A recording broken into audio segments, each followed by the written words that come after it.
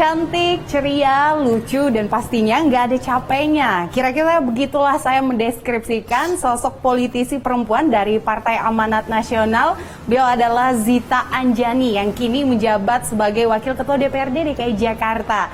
Nah, jika pemirsa hanya bisa melihat sosok beliau di media sosialnya saja, hari ini saya berkesempatan untuk berbincang-bincang langsung dengan sosok Mbak Zita Anjani yang merupakan anak dari Menteri Perdagangan Zulkifli Hasan. Kira-kira seperti apa? Bersama saya Gesmi Sitanggang, inilah Cerita Wanita.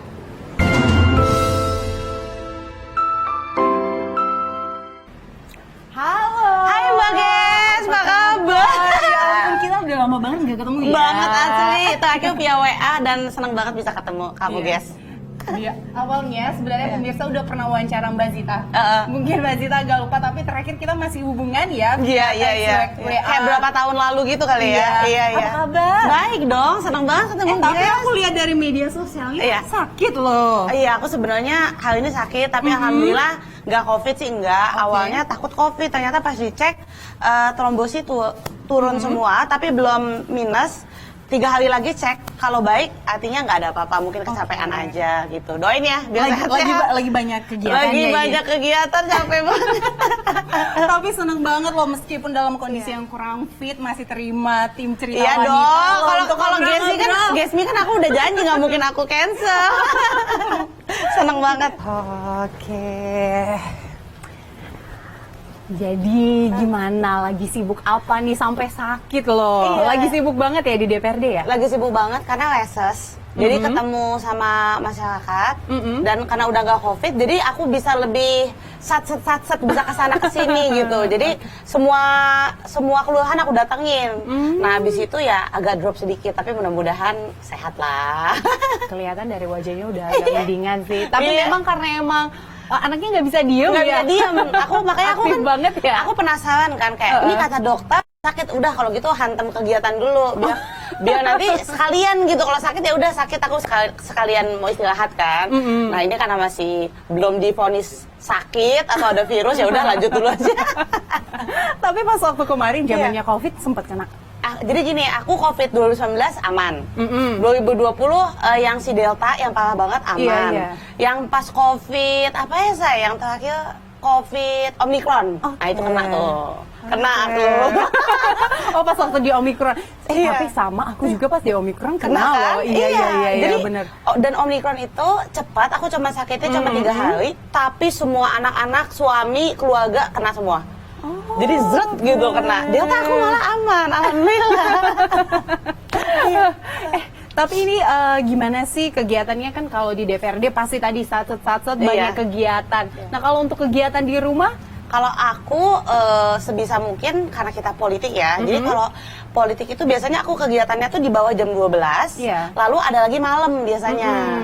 Jadi pagi ke siang dan malam. Nah, jam 1 sampai sore itu atau sampai maghrib aku banyakan di rumah sama anak-anak. Gitu. Jadi pas banget juga mereka after school pulang sekolah, dan aku kan punya baby nih yang lucu banget, aku suka masukin sosmed aku kan.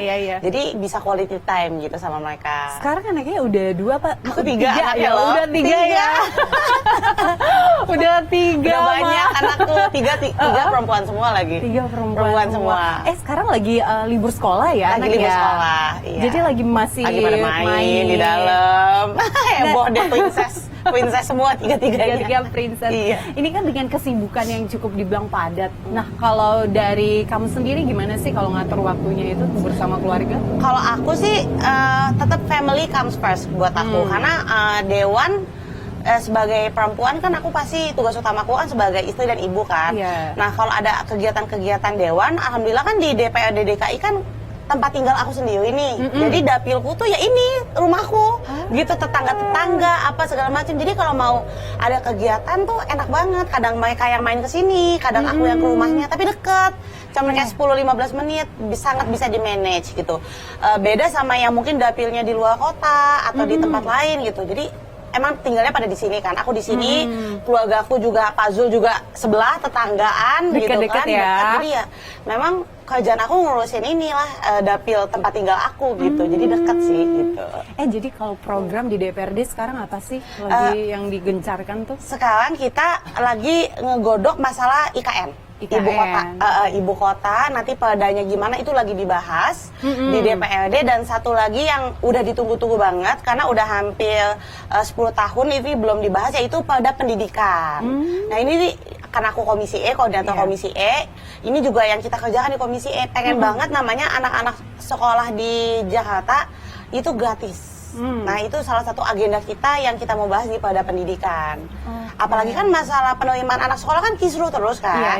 Karena memang jumlah sekolah negeri di Jakarta tuh nggak cukup, Say. Jadi mau sebagus apapun programnya, anak-anak yang punya KJP Plus yang nggak mampu itu tetap aja nggak bisa sekolah gratis karena sekolahnya terbatas kan.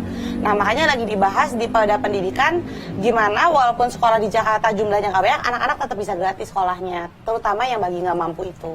Gitu. Tapi kalau aku baca nih profilnya dari Mbak Zita sendiri, emang backgroundnya itu fokus banget di namanya pendidikan, bahkan disebut Bunda Paut ya. Bunda Paut loh. Itu pada panggil aku kayak gitu, aku nggak jadi kayak tua gitu. Jiwaku nggak politik sama sekali. Justru aku nyebur ke politik sebenarnya tuh ada karena Pak Zul juga. Dia agak-agak maksa aku untuk terjun di dan karena aku memang backgroundnya pendidikan, aku punya sekolah juga.